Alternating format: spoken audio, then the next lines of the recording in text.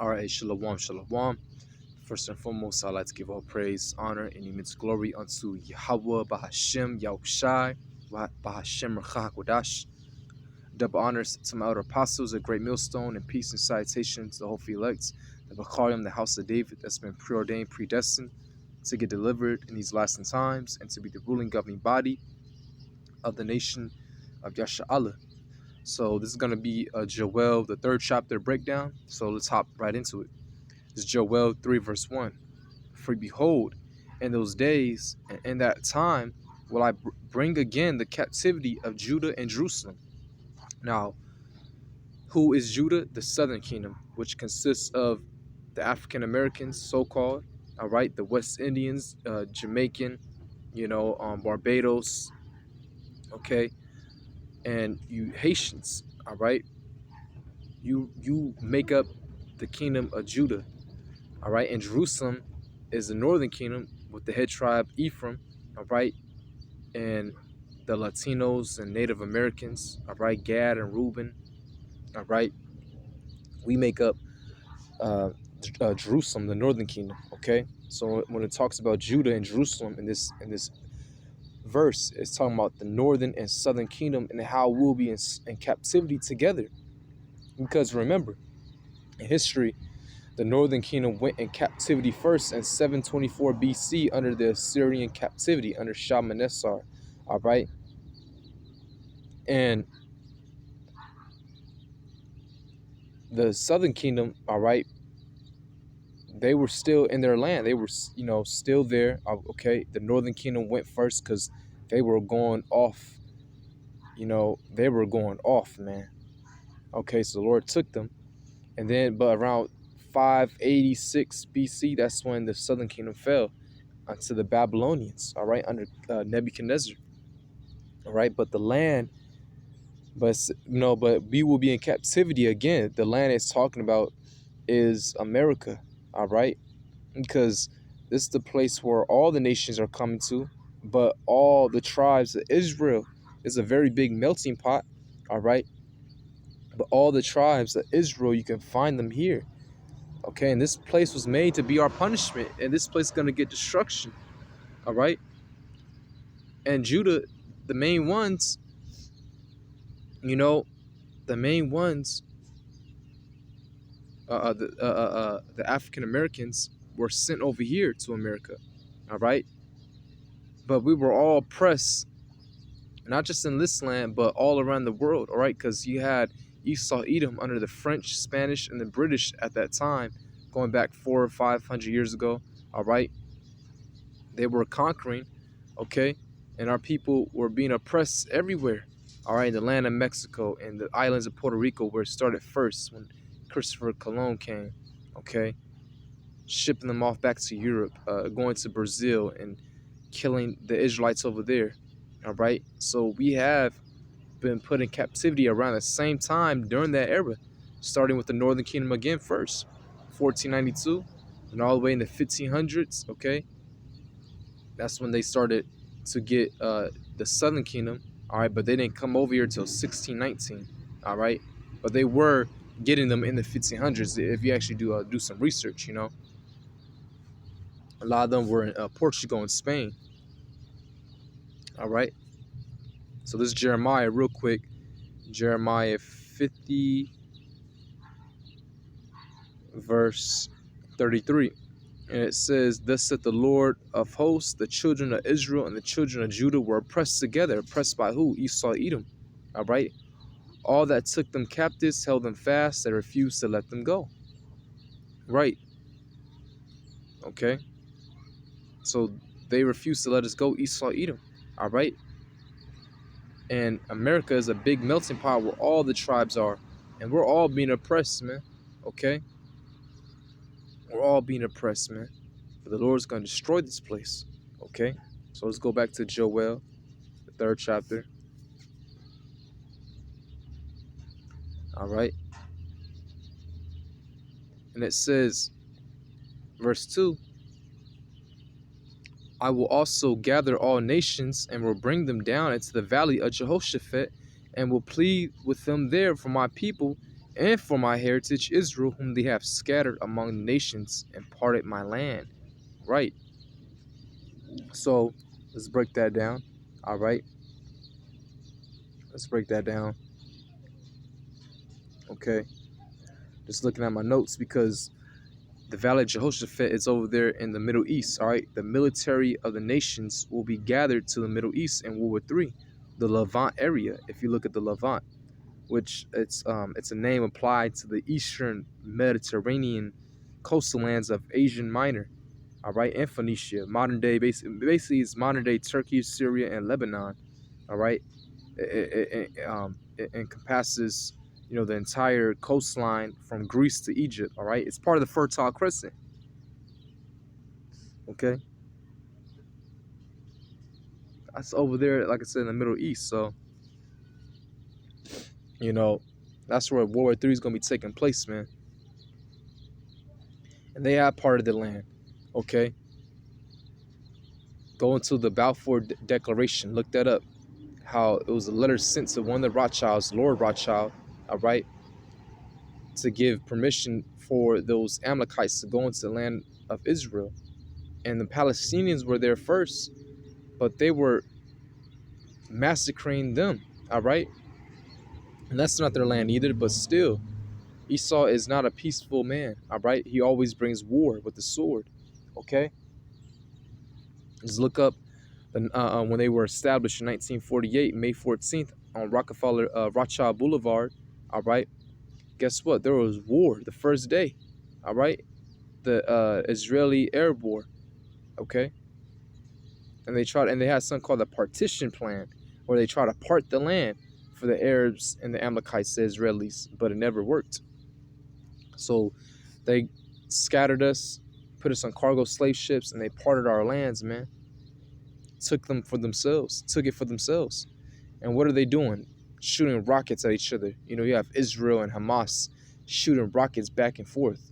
Well, all that's going to go away in the kingdom, man. There's going to be no more war, all right? So the Lord's going to gather all these nations for World War III in the Middle East because hey, he's going to do it for us, man, all right? It says, and will plead with them there for my people and for my heritage, Israel, all right? Because they had touched the Most High, the apple of his eye. Verse 3, and they have cast lots for my people and have given a boy for an harlot and sold a girl for wine that they may drink. You see? So these Edomites are sodomites. They were doing that, popping our men, popping our young boys. And slavery. Just look at butt breaking, man. And the pair of anguish. All right?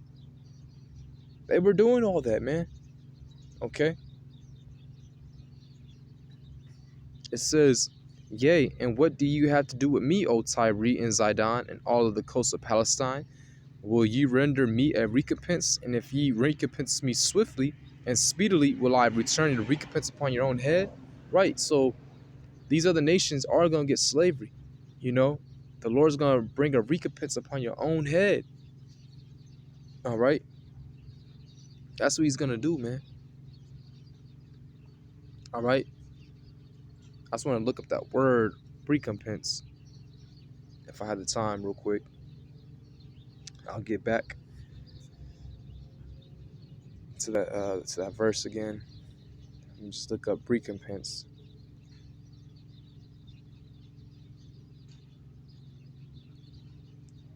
Actually, hold on. It's a lot here. Give me 1 second.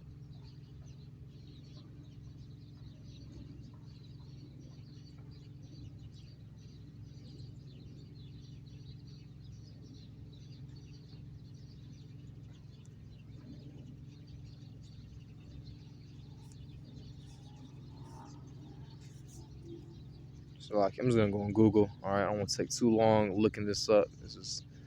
I don't know why they changed it. All right, the whole whatever. But let's go to etymology.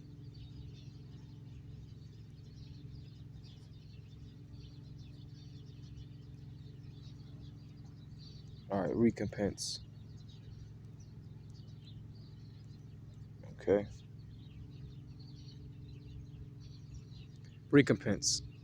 To redress compensation, payment for a debt or obligation, satisfaction, amends, make good.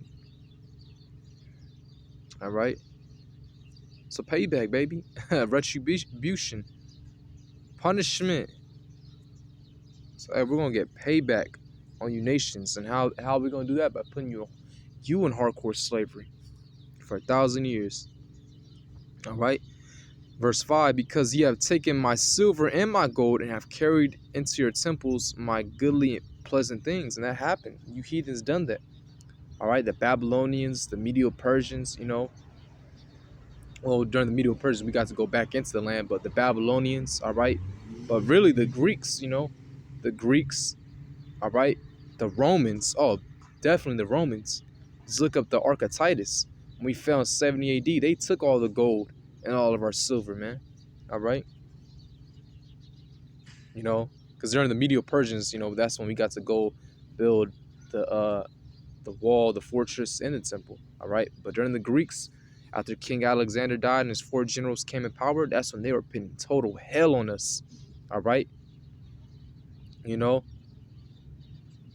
But then it was the Maccabees, the Maccabee brothers, all right, who stood up for the nation of Israel and became the mighty leaders. All right.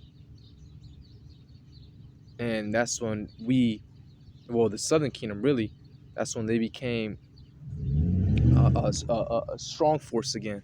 All right. But during the Romans, that's when, they sacked everything again, especially after 70 AD. All right. They took the Most High's gold, his silver, all his goodly things. All right. And you nations had to pay for all this. Verse 6, the children also of Judah and the children of Jerusalem have ye sold unto the Grecians, that ye might remove them far from their border. And that was a curse put on our people, all right, that we will be scattered, that we will be in subjection to our enemies. Come on, man. Every guy wanna. Now you 2/3.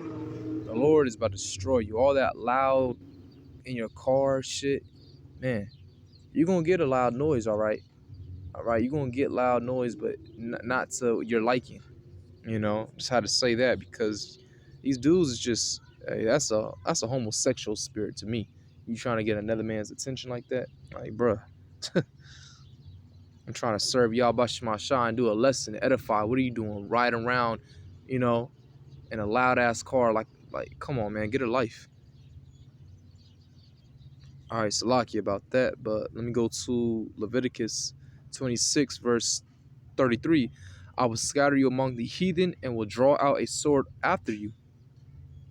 And your land should be desolate and your cities waste. And we were scattered. Deuteronomy 20 chapter, verse 15 all the way down. The Lord said, if we didn't obey his law, statute, and commandments, we'll be cursed. All right? And we'll be put on, let's get it, cargo slave ships. All right? We'll be separate. Our families will be separated from us. All right? Our women ravished,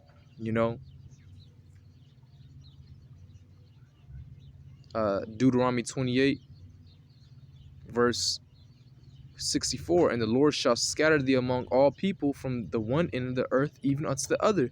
And there thou shalt serve other gods, which neither thou nor thy fathers have known, even wood and stone. I'm talking about the nation of Israel, man. How we'll be scattered to other nations, all right? And this is how you know it's talking about the Israelites, because it mentions, look, I'm gonna just read it. Verse 68, all right? And if you have any brain cells, all right, especially you, vocab, listen. Just listen, my man, all right? Stop trying to, kick against the pricks. It says, verse 68, and the Lord shall bring thee into Egypt again with ships. Now, how could you go from Egypt to Israel when it's walking distance? I hate you devils, man. Or you could still get on shit. No. All right? All right, man, you devils, man. And Egypt's talking about a house of bondage. America. By the way whereof I spake unto thee, thou shalt see it no more again. And there ye shall be sold unto your enemies for bondmen and bondwomen, and no man shall buy you, redeem you. And we have been put on cargo slave ships and have been sit not just to America, but throughout the four corners of the earth, the West Indies, you know, the South America. A lot of the Northern Kingdom went to Europe. It's called the transatlantic slave trade. Just look it up. All right. So let's go back.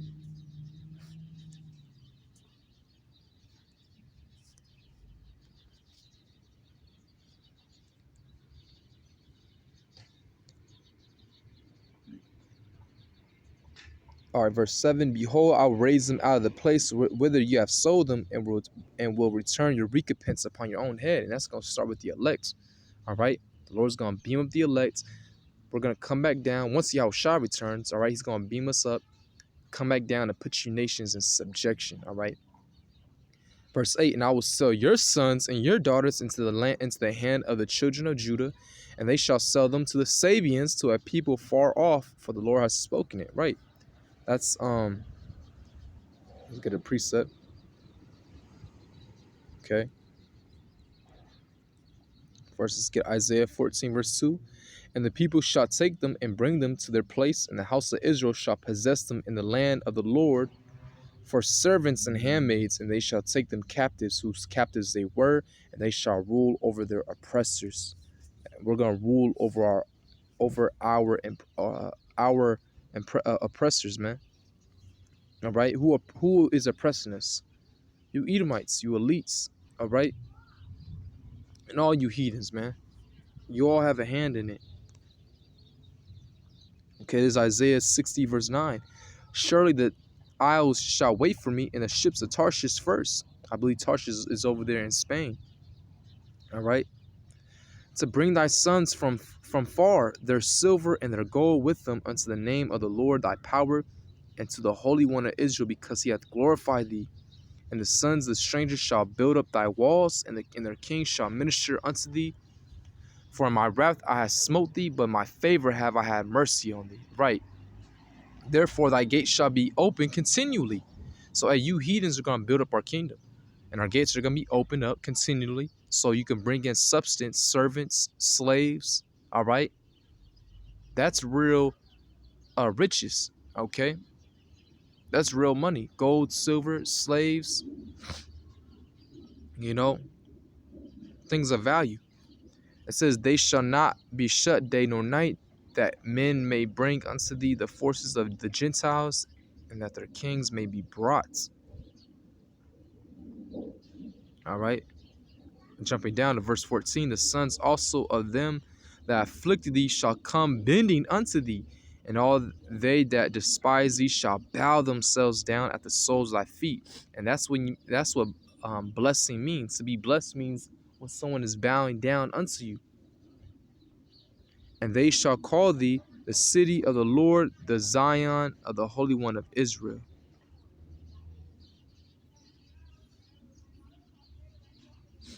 Okay, so let's go back.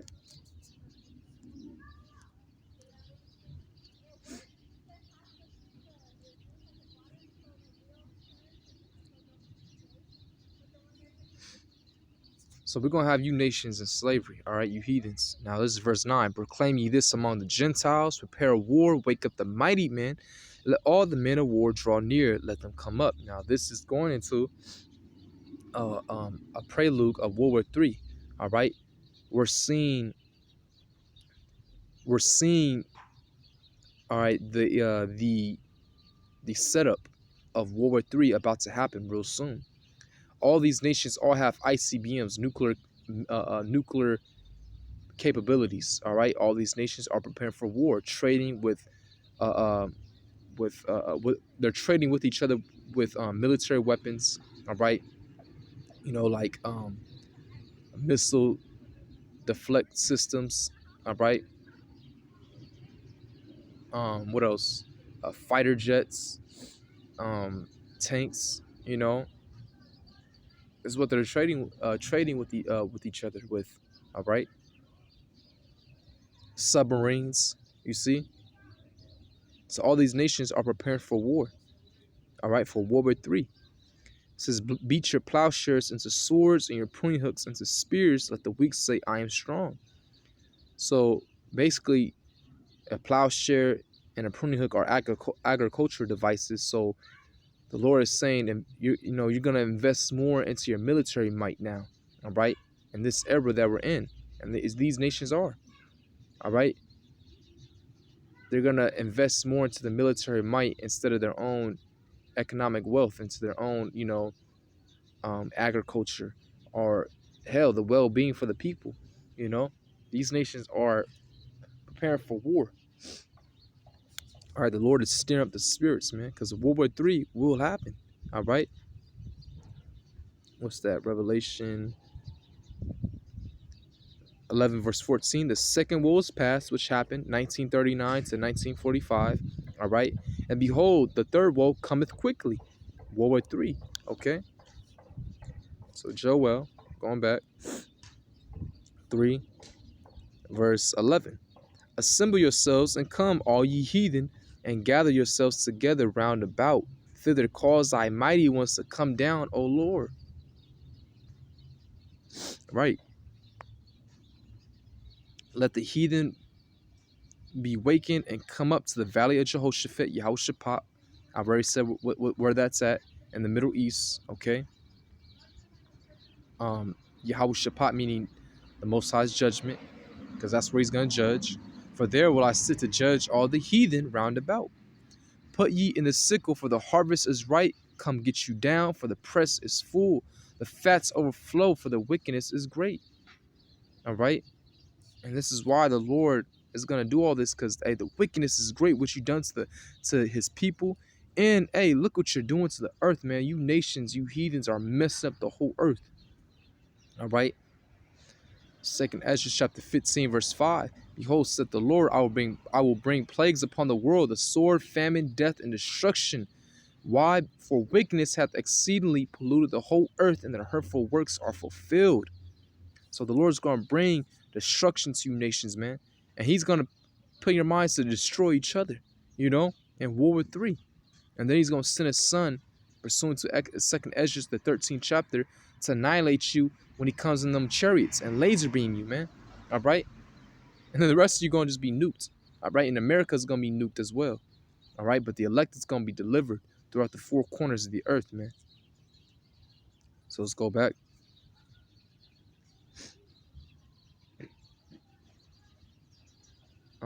Verse 14. Multitudes in the valley decision, for the day of the Lord is near in the valley decision. The sun and the moon shall be darkened, and the stars shall withdraw their shining. Why? Because of, the nuclear missiles that's going to hit that place, all right? That smoke, that mushroom cloud, okay? It says, actually, let me get it real quick. Habakkuk. Because it's going to hit America, but these missiles, some of them will go to other places, and one of it is the Middle East. Hey, Israel, that place got to be nuked, you see? All right, this is Habakkuk 3 verse 11. The sun and moon stood still in their habitation, all right? Meaning they were blocked off by what? By smoke. At the light of thine arrows they went, and at the shining of thy glittering spear. What's that glittering spear? Is the ICBMs, okay? The light of thine arrows they went, because the missiles are made out of what? Metals. And when it goes into the air, into the atmosphere, into the outer atmospheres, it illuminates the sunlight, okay, which shines off of it. All right, it reflects that light from the sun. Okay, it says, thou didst march through the land in indignation, thou didst thresh the heathen in anger. All right, that's how you heathens, a lot of you are gonna be judged. All right, many ways to be judged, and one of it is some ICBMs, nuclear fire. Verse 13, thou wentest forth for the salvation of thy people. The elect is going to be delivered out of that, though. Even for salvation with thine anointed. All right? Who are the anointed? The elect, man. Okay? Thou woundest the head out of the house of the wicked by discovering the foundation unto the neck. Salah. And a lot of you, 2/3 are going to die the death of a heathen. All right? Because you refuse to come back unto Yahweh Shemashah and serve him. All right? You don't have the anointing. Verse 16, the Lord also shall roar out of Zion and utter his voice from Jerusalem. And the heavens and the earth shall shake, but the Lord will be the hope of his people and the strength of the children of Israel. That's right. We're going to be delivered, man. The elect. Lord will, I'm part of that. All right. But Yahushua is going to come and say he's going to come back as a travailing woman, you know, with that mighty cry. All right. You know, he's going to come back as an angelic force, as a power. All right. Something this world has never seen. They can only see the movies, but not even the movies can even depict the power of our Lord that's about to come. Forget all the Marvel and DC movies you ever seen, you know. Okay.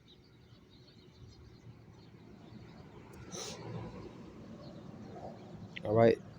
Where was I at? And hey, we have hope too. Hey, the Lord it said will be the hope of his people. That's right. Verse 17. So shall ye know that I am the Lord, your power, dwelling in Zion, my holy mountain. Then shall Jerusalem be holy, and there shall no strangers pass through her anymore. All right. We're gonna be wholly separate. The Lord is gonna put the law, statutes, and commandments in our inward parts in our minds. All right, and we're gonna be righteous forever, man. All right, it says that. Let me get it real quick. Ezekiel 36, verse 26. A new heart also will I give you.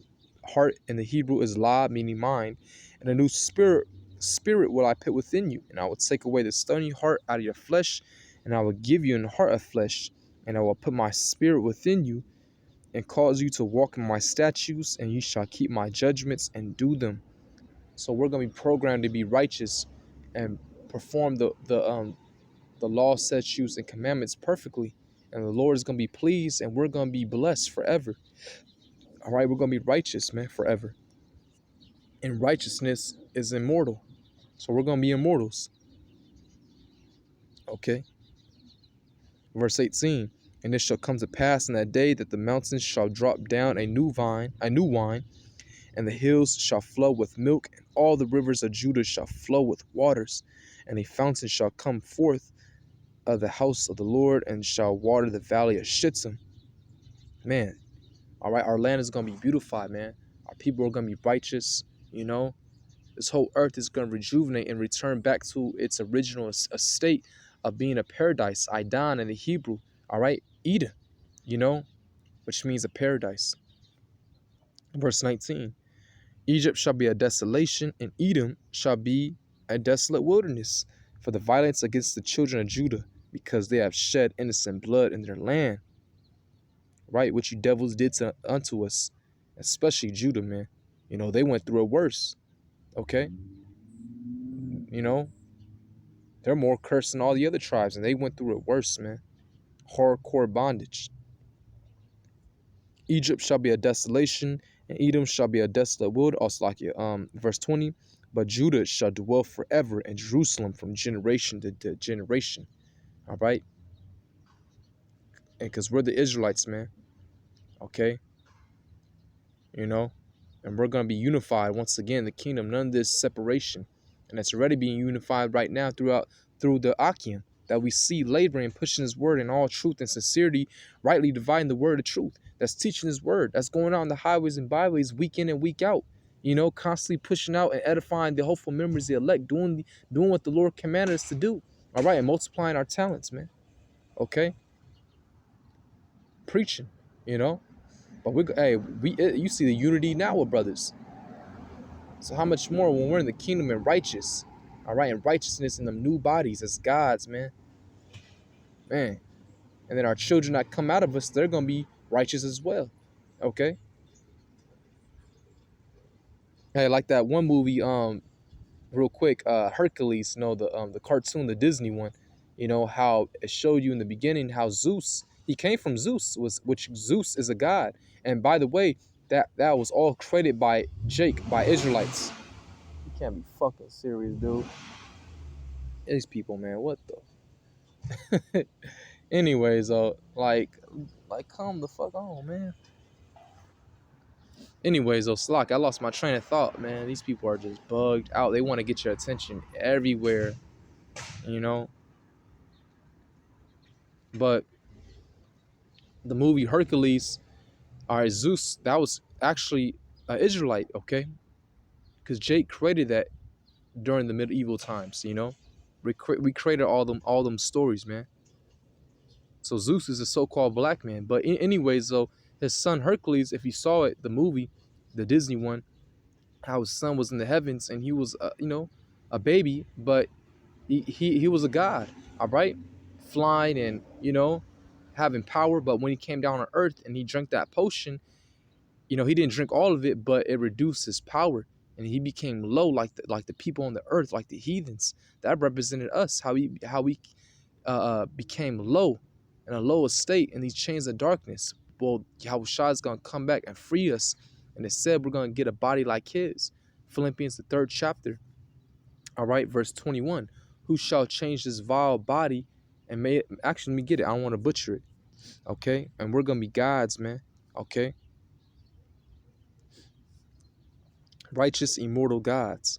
Philippians 3, verse 21. Who shall change our vile body, this chains of darkness, all right, this flesh, that it may be fashioned like unto his glorious body, Yahushua, according to the working whereby he is able even to subdue all things unto himself, all right? Because everything was created for Yahushua and all for him. But guess what?